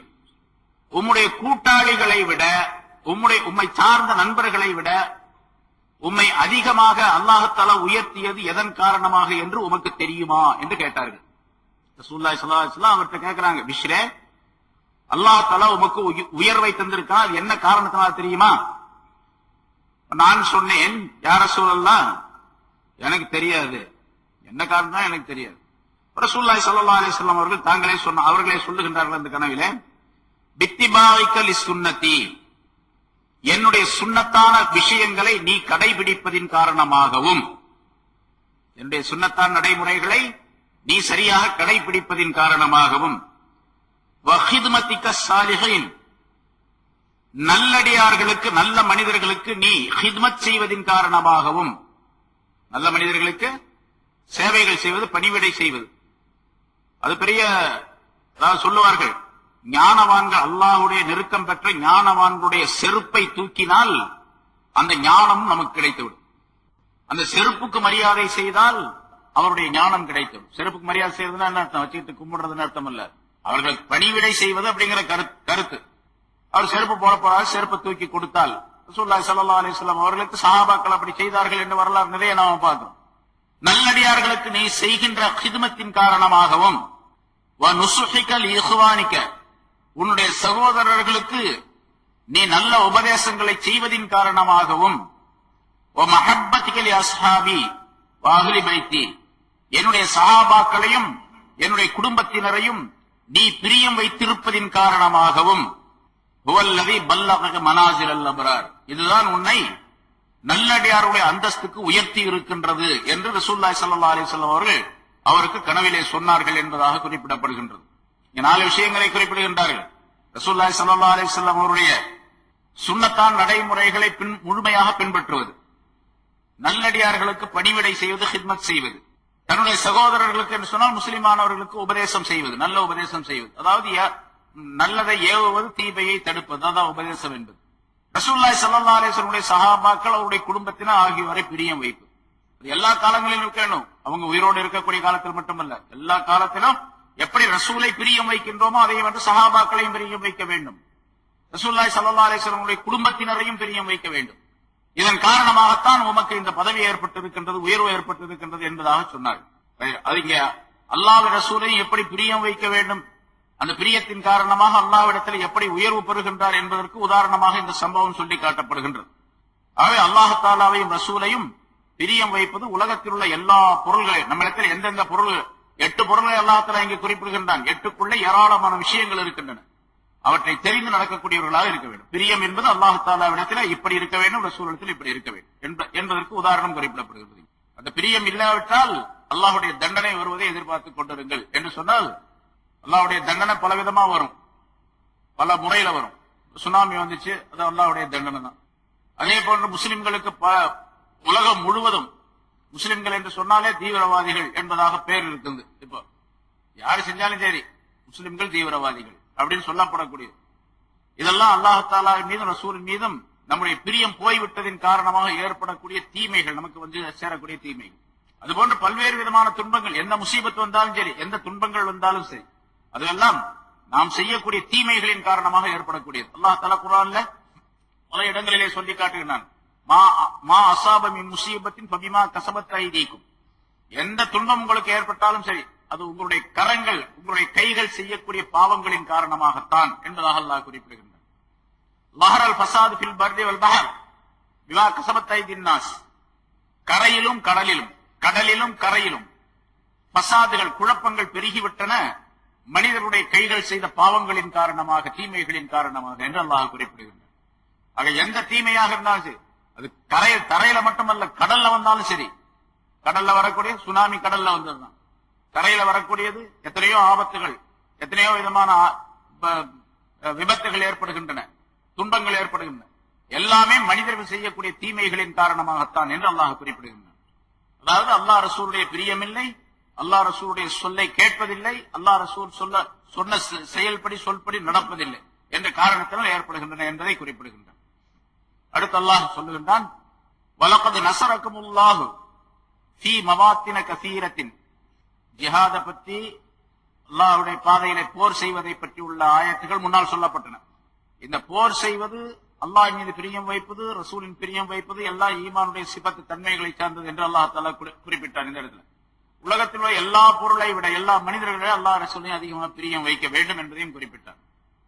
அதே போல இங்க அடுத்து ரசூலுல்லாஹி ஸல்லல்லாஹு அலைஹி வஸல்லம் அவருடைய காலத்தில் நடந்த போரை பற்றி அல்லாஹ் இங்கே குறிப்பிடுகின்றார். ஒரு போரை பற்றி, ஹுனைன் போர் என்பதாக சொல்லப்படும் ஹுனைன் என்ற இடத்திலே நடந்த போர், அதை பற்றி ஒரு குறிப்பை அல்லாஹ் தஆலா சொல்லி அல்லாஹ்வின் மீது எப்படி நம்பிக்கை வைக்க வேண்டும் என்பதும், அல்லாஹ்வுடைய பாதையிலே எப்படி ஜிஹாத் செய்ய வேண்டும் என்பதையும் அல்லாஹ் தஆலா இதிலே குறிப்பிடுகின்றார்.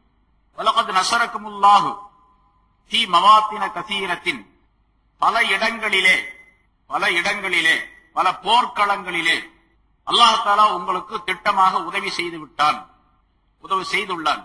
பல போர்க்களங்களிலே, பத்ரிலிருந்து ஆரம்பிச்சா எல்லா போர்க்களங்களிலும் அல்லாஹ் தஆலா உதவி செய்திருக்கின்றான். இங்கே ஏராளமான பொருள், ஃபீ மவாத்தின கஸீரத்தின், அதிகமான போர்க்களங்களிலே என்று சொன்னால் எல்லா போர்க்களங்களிலும் அர்த்தம், எல்லா போர்க்களங்களிலும் அல்லாஹ்வுடைய உதவி உங்களுக்கு ஏற்பட்டிருக்கின்றது.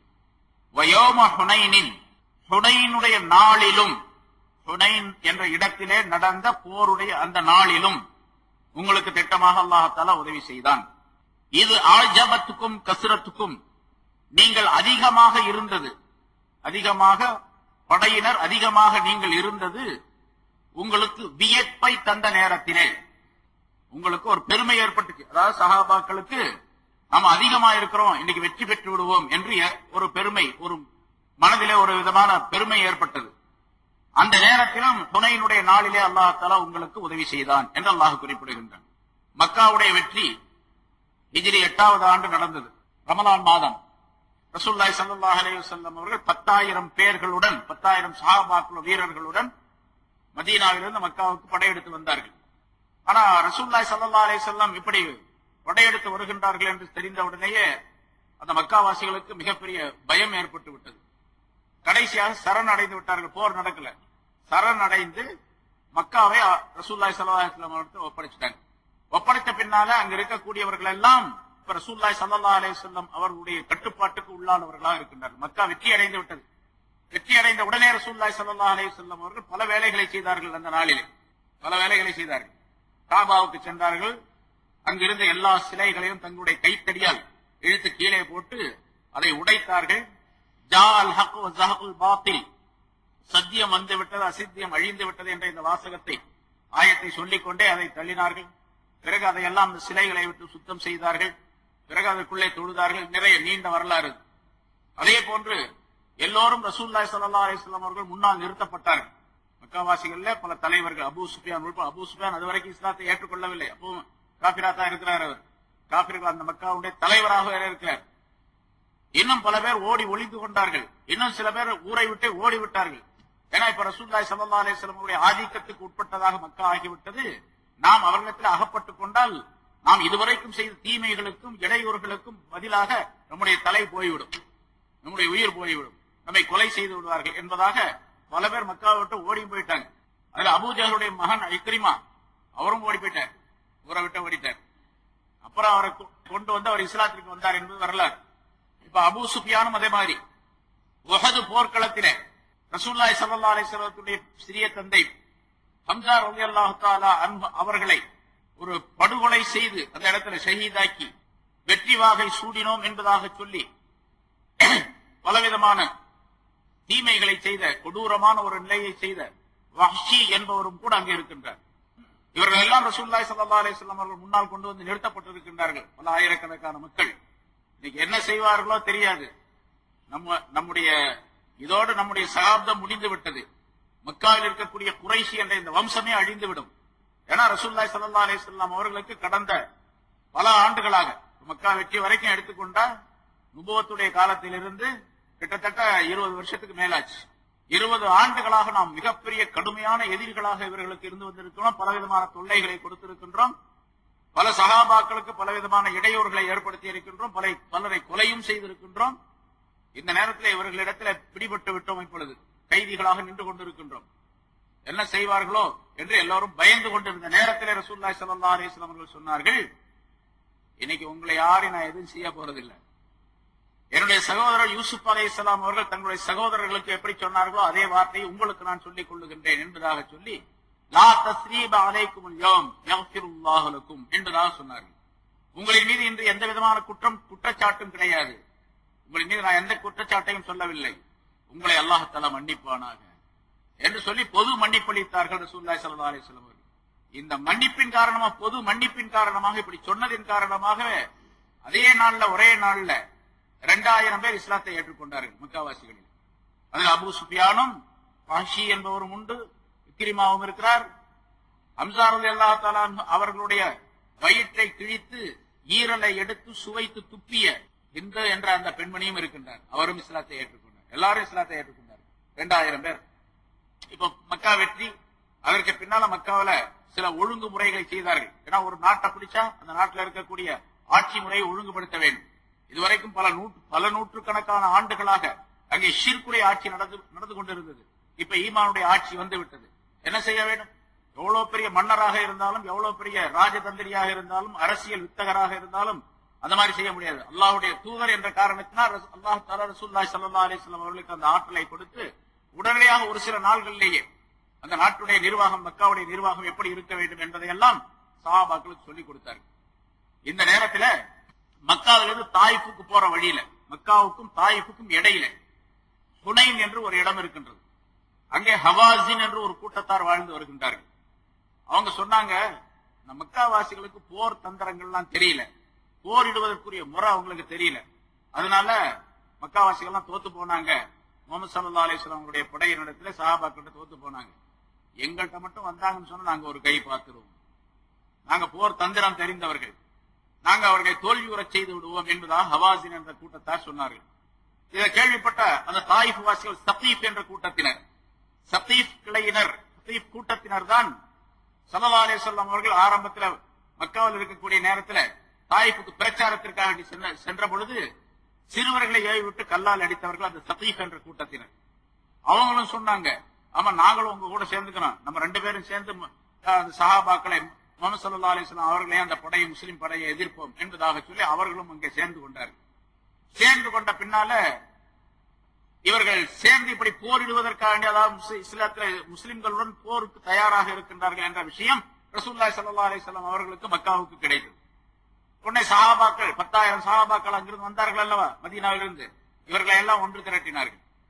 அதே போல நாங்களும் வருகின்றோம் என்பதாக சொல்லி மக்காவிலே புதிதாக இஸ்லாத்தை ஏற்றுக்கொண்ட 2,000 பேரும் சேர்ந்துகிட்டாங்க. 12,000 பேராச்சு. 12,000 பேர் கொண்ட ஒரு படையுடன் ரசூலுல்லாஹி ஸல்லல்லாஹு அலைஹி வஸல்லம் அவர்கள் ஹுனைன் என்ற இடத்துக்கு போனாங்க. அந்த இடத்துல அந்த ஹவாஸின் என்ற கூட்டத்தார் இடத்துல, ஹுனைன் என்ற அந்த இடத்துல அந்த கபீலா, அந்த கூட்டத்தாருடைய தலைவர் ஒருவர் மாலிக் இப்னு அவுஃப் என்பதாக அவனுடைய பெயர், அந்த தலைவருடைய பெயர். அந்த தலைவர் எல்லா மக்களையும் கூட்டி, இப்படி முஸ்லிம்கள் நம்ம இடத்துல சண்டை செய்வதற்காண்டி, போர் செய்வதற்காண்டி வந்து இருக்கிறாங்க, நம்மளும் வந்து போர் செய்வதற்கு முதல்ல சொன்னோம், நம்ம போர் திறன் உள்ளவர்கள், தந்திரம் கொண்டவர்கள், அதனால இந்த சகீஃப் என்ற கூட்டத்தார் வந்து சேர்ந்துகிட்டாங்க, நம்ம பெரிய ஒரு போராக செய்து அவர்களை இன்றைக்கு இல்லாமல் ஆக்கிவிட வேண்டும், முஸ்லிம்களை அழித்து விட வேண்டும் என்பதற்காக வேண்டி பெரிய ஒரு தயாரிப்பை செய்தார்கள். படையை திரட்டினார் அந்த மாலிக் என்பவர், அந்த தலைவராக இருக்கக்கூடியவர். என்ன செய்யணும்னு கேட்டா, உங்களில் இருக்கக்கூடிய எல்லா மனிதர்களும் வந்து விட வேண்டும், ஆண்கள் மட்டுமல்ல பெண்களும் போர்க்களத்திற்கு வர வேண்டும். ஊரை விட்டு வெளியே இருக்கக்கூடிய ஒரு மைதானத்தை குறிப்பிட்டு அந்த மைதானத்துக்கு எல்லாரும் வந்து விட வேண்டும். ஆண்கள் பெண்கள் மட்டுமல்ல சிறுவர்களையும் கூட்டிக் கொண்டு வந்து விட வேண்டும். மனிதர்களை மட்டுமல்ல மிருகங்களை எல்லாம் கொண்டு வந்து விட வேண்டும். உங்கள்கிட்ட இருக்கிற ஆடு மாடு ஒட்டகம் எல்லாத்தையும் கொண்டு வந்துருக்கு போர்க்களம். ஏங்க அதெல்லாம் கொண்டு வர சொல்றீங்க அப்படின்னு கேட்டாங்க. ஆடு மாடுகள் மிருகங்கள் ஒட்டகங்கள்லாம் ஒரு பக்கம் நிக்க வைக்கணும், பெண்களை எல்லாம் ஒரு பக்கம் தனியா நிக்க வைக்கணும், பின்னால குழந்தைகளை எல்லாம் அந்த பெண்களோடு இருக்க வைக்கணும். முன்னால போர்க்களத்தில் முன்னால் நின்று ஆண்கள் போரிட வேண்டும், வயோதிகர்கள் அதற்கு பின்னால் நிற்க வேண்டும். இப்ப அந்த வாலிபர்கள் போரிடக்கூடிய நேரத்தில் போர்க்களத்தில் தங்களுடைய மனைவியர்களை பார்க்கின்றார்கள், தங்களுடைய குடும்பத்தார் பெண்களை எல்லாம் பார்க்கிறாங்க, தங்களுடைய சொத்துக்களை எல்லாம் பார்க்க. அவங்களுடைய சொத்து பெரும்பாலான சொத்துக்கள் கால்நடைகள் தான். கால்நடைகள் மட்டுமல்ல, அவர்களிடத்தில் இருக்கக்கூடிய தங்கம் வெள்ளி பொருள்கள் எல்லாம் அங்கே வந்து குவிக்கப்பட்டு விட வேண்டும் என்பதாக சொன்னார். எல்லாத்தையும் கொண்டு வந்துட்டாங்க. தங்கம் வெள்ளி போன்ற பொருள்கள் ஏராளமாக கொண்டு வந்து கூச்சி வச்சுட்டாங்க. அது ஒரு பக்கம் இருக்குது. இவங்க போர்க்களத்தில் எதிரி, அதாவது முஸ்லிம்களை இவர்கள் பார்க்கும் பொழுது போரிடக்கூடிய நேரத்தில் நம்ம போரிடுவது நம்முடைய மக்களுக்காக வேண்டி, நம்முடைய பொருளுக்காக வேண்டி, நம்முடைய கால்நடைகளுக்காக வேண்டி, நம்முடைய பெற்றோர் ஊற்றார் உறவினர்களுக்காக வேண்டி என்ற எண்ணம் அந்த இடத்துல வந்து வீர தீரமாக போரிட வேண்டும் அப்படிங்கிற ஒரு எண்ணத்துல கொண்டு வர சொன்னேன் அப்படின்னு சொன்னேன். இது நல்ல திட்டம் தான் அப்படின்னு எல்லாரும் வரவேற்றாங்க. ஏன்னு கேட்டா, இவர்களை பார்க்கும் பொழுது இவர்களுக்கு ஒரு ரோஷம் வரும், நம்ம எப்படியாவது வெற்றியாக வேண்டும், இல்லாவிட்டால் இவர்கள் எல்லாம் அனாதைகளாகி விடுவார்கள், பெண்கள் எல்லாம் கனவில் இல்லாதவர்களாக விதவைகளாக ஆகி விடுவார்கள், இந்த கால்நடை ஒட்டகங்கள் எல்லாம் அபகரிக்கப்பட்டு விடும், அதனால் நாம் வீராதீரமாக போரிட வேண்டும் என்பதற்காக இந்த எண்ணத்தை உருவாக்குவதற்கான எங்க எல்லா பொருளையும் கொண்டு வந்து வைக்க சொன்னார். அதே மாதிரி எல்லாம் கொண்டு வந்து வச்சாங்க. வச்சுட்டு இப்ப வர்றவங்க, அங்க மக்காவிலிருந்து வர்றவங்க அதிகாலை நேரத்துல வருவாங்க. இங்க இந்த இடத்துக்கு வந்து சேர்றது அவங்களுடைய சேரக்கூடிய நேரம் அதிகாலை நேரம், சுபுடைய நேரம், அதுக்கு கொஞ்சம் முந்தி வருவாங்க. அதனால நீங்க அங்க வந்து நிறைய அந்த முள் செடிகள் நிறைய இருக்கக்கூடிய இடம், இந்த செடிகளுக்கு பின்னால் மரங்களுக்கு பின்னால நீங்க மறைஞ்சு நின்றுக்கணும். இருட்டான நேரம் அது, சுபுவுக்கு முன்னால இருட்டான நேரம், இருளிலே நீங்கள் மறைந்து நின்று கொள்ள வேண்டும். இந்த முஸ்லிம்கள் எல்லாம் ஒன்றாக வரக்கூடிய நேரத்தில் திடீரென்று பாய்ந்து அவர்களை தாக்க வேண்டும் அப்படின்னு சொல்லி ஒரு ஏற்பாடு செய்து வைத்திருந்தார். அதே மாதிரி அந்த படையின் ஹவாஸின் கோத்திரத்தன் மற்றவர்கள் எல்லாம் சேர்ந்து மறைவாக இருந்தார்கள். அங்கே பொருள்கள் எல்லாம் குவிக்கப்பட்டு இருந்தன. திடீரென்று சஹாபாக்கள் ரசூலுல்லாஹி ஸல்லல்லாஹு அலைஹி வஸல்லம் அவர்களுக்கு அந்த போர்க்களத்தில் வந்தவுடனே, அந்த இடத்துக்கு வந்த உடனே மறைஞ்சிருந்த இவங்க எல்லாம் திடீர் தாக்க ஒண்ணு சஹாபாக்கள் ஒண்ணும் செய்ய முடியும். திடீர் தாக்குதல் இவங்க எதிர்பார்க்கல. போருங்கிறது சாதாரணமா அப்படி நடைபெறாது. வெளிச்சம் வந்த பிறகுதான் போர் நடைபெறும். போர் முன்னால சொல்லியிருக்கோம், பத்ர் போர் எப்படி நடைபெற்றது, உஹது போர் எப்படி நடைபெற்றது அப்படிங்கிற இதெல்லாம் சொல்ல. 2 அணிகளும் அணிவகுத்து நிற்க வேண்டும். அங்கிருந்து ஒருத்தர் வருவார், இங்கிருந்து பின்னால ஒருத்தர் போவார். அவர் வந்து சில வீரதீர பாட்டுகளை பாடுவார், இவரும் சில வீரதீரர்களை பாட்டு பாடுவார். அப்புறம் 2 பேரும் சென்றார். அப்ப 2 பேர் வருவாங்க, 3 பேர் வருவாங்க, அப்புறம் எல்லாம் சேர்ந்து போர் நடக்கும். இப்படித்தான் போருடைய முறை அந்த காலத்துல இருந்தது. அதுக்கு நேர் மாற்றமாக திடீரென்று தாக்குதல் கூட சஹாபாக்கள் எல்லாம் சிதறி ஓட ஆரம்பிச்சிட்டாங்க. ஆனா ஒண்ணு என்னன்னு கேட்டா, இங்க அல்லாஹ் தஆலா சொல்லக்கூடிய கருத்து, இந்த சஹாபாக்கள் இங்க 12,000 பேர் இருந்தாங்க. சஹாபாக்களுக்கு மக்கா வெற்றி ஆன உடனேயே ஒரு விதமான பெருமை அவர்களுக்கு ஏற்பட்டு விட்டது. பெருமைன்னு சொன்னா நம்ம போல பெருமை அல்ல, இருந்தாலும் நம்ம அதிகமான பேர் இருக்கின்றோம் அப்படிங்கிற ஒரு நினைப்பு. அதிகமான பேர் இருக்கிறோம், 12,000 பேர் இருக்கிறோம், அதனால நம்மளை யாருமே தோற்கடிக்க முடியாது அப்படின்னு நினைச்சுட்டாங்க. யாருமே நம்மை தோல்வியுற செய்ய முடியாது. ஏன்னா ரசூலுல்லாஹி ஸல்லல்லாஹு அலைஹி வஸல்லம் ஒரு ஹதீஸ் சொல்லி இருக்கின்றார்கள், கைரு ஸஹாபா அர்பஆ, சஹாபாக்களில் சிறந்தவர்கள் 4 பேர். அபூபக்கர், உமர், உஸ்மான், அலி ரலியல்லாஹு தஆலா அவர்களை குறித்து சொல்லுகின்றார்கள். வ கைரு ஸராயா அர்பஆ, சிறிய படைகளிலே மிகச் சிறந்தது 400 பேர் கொண்டது. சின்ன படை, பெரிய படை. சரியா அப்படின்னு சொன்னது சிறிய படை.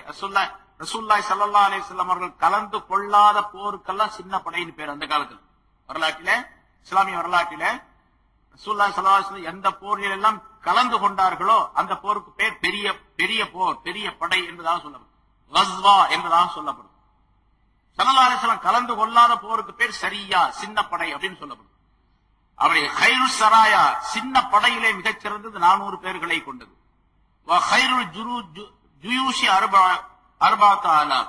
பெரிய படையிலே சிறந்தது 4000 பேர்களை கொண்டது. லன் தகலிப இஸ்னா அஷர அல்பம் மின் கில்லா, ஒரு சின்ன படை 12,000 பேர் உள்ள படையை தோற்கடிக்க முடியாது என்று ரசூலுல்லாஹி ஸல்லல்லாஹு அலைஹி வஸல்லம் ஹதீஸை சொல்லி இருக்கின்றார்கள். தெரியுமோ தெரியாத சஹாபாக்கள் சிலர் 12,000 பேர் இருக்கிறோம் அப்படின்னு சொன்ன உடனே அவங்களுக்கு ஒரு விதமான பெருமை ஏற்பட்டு விட்டது. நாங்க 12,000 பேர் இருக்கிறோம் அப்படின்னு சொல்லி. அந்த பெருமை அப்படிங்கிறது, அதாவது இருமாப்பு அப்படின்லாம் சொல்லக்கூடாது. 12,000 பேர் இருக்கும்போது மனிதனுடைய இயல்பு, மனிதன் என்ற அடிப்படையில் அவர்களுக்கு தானாகவே ஒரு, நம்ம 12,000 பேர் இருக்கு, நம்ம கண்டிப்பாக வெற்றி பெற்று விடுவோம், நம்ம யாரும் தோற்கடிக்க முடியாது அப்படின்னு நினைச்சாங்க. அல்லாஹ் தஆலா இங்கே சொல்லுகின்றான், லகத் நஸரகுமுல்லாஹு ஃபீ மவாத்தின கஸீரத்தின் வ யௌம ஹுனைன், பல இடங்களிலே, பல போர்க்களங்களிலே அல்லாஹ் தஆலா உங்களுக்கு உதவி செய்திருக்கின்றான். ஹுனைனுடைய நாளிலும் உங்களுக்கு உதவி செய்தான். இது ஆஜபத்துக்கும் கஸரத்துக்கும், நீங்கள் அதிகமாக இருந்தது உங்களுக்கு பெருமையை உண்டாக்கி அந்த நேரத்தில், அப்பொழுதும் அல்லாஹ் தஆலா உங்களுக்கு உதவி செய்தான். ஆனால் பலம் தூணி அன்கும் ஷைஆ, நீங்கள் அதிகமாக இருந்தது உங்களுக்கு எந்த விஷயத்தையும் பலன் தரவே இல்லை. நீங்க அதிகமாக இருந்ததின் காரணமாக வெற்றி என்பது கிடைக்கவில்லை. முதல்ல தோல்வி ஏற்பட்டுச்சு, பிறகு வெற்றி கிடைச்சிச்சு. வெற்றி உங்களுக்கு நீங்கள் அதிகமாக இருந்ததின் காரணமாக ஏற்படவில்லை, அல்லாஹ் தஆலாவுடைய உதவியின் காரணமாக ஏற்பட்டது என்பதை அல்லாஹ் தஆலா குறிப்பிடுகின்றார். பலன் தூணி அன்கும் ஷைஆ, நீங்கள் அதிகமாக இருந்தது உங்களுக்கு எந்த விஷயத்தையும் ஏற்படுத்தவே இல்லை, உங்களை விட்டு எதையும் தடை செய்யவில்லை, உங்களுக்கு எந்த விதமான நன்மையும் தரவே இல்லை, எந்த விதமான வெற்றியையும் தரவே இல்லை. அது மட்டுமல்ல, இப்படி அந்த இருள மறைஞ்சிருந்த அவர்கள் தாக்கிய உடனே எல்லாம் சிதறி ஓட ஆரம்பிச்சிட்டாங்க. 12,000 பேர்களிலே ரசூலுல்லாஹி ஸல்லல்லாஹு அலைஹி வஸல்லம் அவர்கள் போர்க்களத்திலே நிலைத்திருந்தார்கள். எப்படி அந்த உஹதுல இருந்தார்களோ அதே போல ஒரு 100 பேரும் கூட இல்லையா அந்த இடத்துல. 12,000 பேரும் போயிட்டாங்க, எங்க போனாங்க தெரியாது, ஓடி போயிட்டாங்க, அங்கே இங்கே சிதறி ஓடிட்டாங்க. ஒரு சில நூற்றுக்கணக்கான மக்கள் மட்டும், சஹாபாக்கள் மட்டும் ரசூலுல்லாஹி ஸல்லல்லாஹு அலைஹி வஸல்லம் அவர்களோடு நிலைத்து அந்த போர்க்களத்திலே இருந்தார்கள். ஆனா சஹாபாக்களுக்கு எப்படி ஆகிவிட்டது என்று சொன்னால், மிகப்பெரிய சிரமம் ஏற்பட்டு போச்சு அந்த நேரத்தில். என்னடா இப்படி ஆகி போச்சு, நம்ம நினைச்சதுக்கு மாத்தமா அப்படின்னு சொல்லி ஒரு பயங்கரமான நெருக்கடி, மனசுல ஒரு கஷ்டம் ஏற்பட்டுச்சு. அல்லாஹ் சொல்லுகின்றான், வலாகத் அலைக்குமுல் அர்து பிமா ரஹபத், இந்த பூமியே உங்களுக்கு ரொம்ப நெருக்கடியாக ஆகிவிட்டது. இந்த பூமி ரொம்ப விசாலமாக இருந்தும் கூட பூமி ரொம்ப சின்னதாக இருக்கிற மாதிரி தெரியுது உங்களுக்கு, அந்த அளவுக்கு ஒரு நெருக்கடி ஏற்பட்டுவிட்டது. வலாகத் அலைக்குமுல் அர்து பிமா ரஹபத், அது ரொம்ப பெருசாக விசாலமாக இருந்தும் கூட இந்த பூமி உங்களுக்கு ரொம்ப நெருக்கடியாக ஆகிவிட்டது. சும்ம வல்லைத்தும் முதுபிரீன், பிறகு நீங்கள் புறமுதுகு காட்டியவர்களாக நீங்கள் ஓடிவிட்டீர்கள். புறமுதுகு காட்டு ஓடும், போர்க்களத்தில் புறமுதுகிட்டு ஓடுவது பெரிய பாவத்தை சேர்ந்தது, பெரும் பாவங்களை சேர்ந்தது. அப்படி நீங்க ஓடிட்டீங்க என்று அல்லாஹ் தஆலா சொல்லுகின்றார். ஆனாலும் சும்மா அன்ஸலல்லாஹு ஸகீனத்துஹு அலா ரசூலிஹி வ அலல் முஃமினீன், அல்லாஹ் தஆலா அதற்கு பிறகு தன்னுடைய ரசூலின் மீதும் மூமின்களின் மீதும் தன்னுடைய சகீனத் என்று சொல்லப்படக்கூடிய அமைதியை, நிம்மதியை இறக்கி வைத்தான். அன்ஸலல்லாஹு ஜுனூதல் லம் தரவுஹா, நீங்கள் பார்க்க முடியாத சில படைகளை உங்களுக்கு அனுப்பி வைத்தான், இறக்கி வைத்தான். ஃபஅல்லபல்லதீன கஃபரு, காபிரானவர்களை அல்லாஹ் தஆலா வேதனை செய்தான், தண்டனை கொடுத்தான். வதாலிக ஜஸாஉல் காஃபிரீன், இது காபிர்களுக்குரிய தண்டனை என்று அல்லாஹ் தஆலா குறிப்பிடுகிறார். இன்ஷா அல்லாஹ் அடுத்த வாரம் அது சம்பந்தமாக சில விளக்கம்